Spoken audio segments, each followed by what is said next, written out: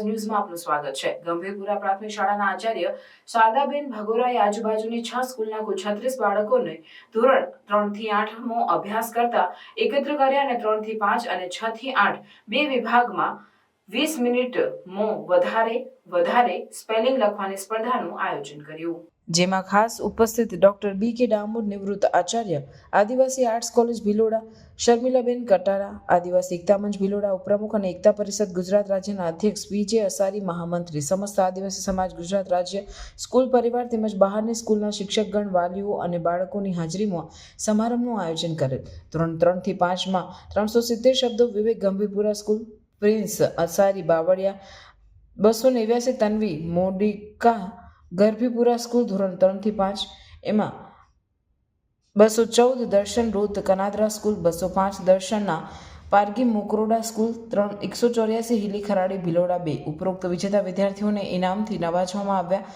શારદાબેન ભગોરા કેટલાય સમયથી આ ભગીરથ કાર્ય કરે છે, સમાજ તેમના કાર્યને આવકારે અભિનંદન પાઠવે છે। રિપોર્ટર પી.જે. અસારી, ભિલોડા।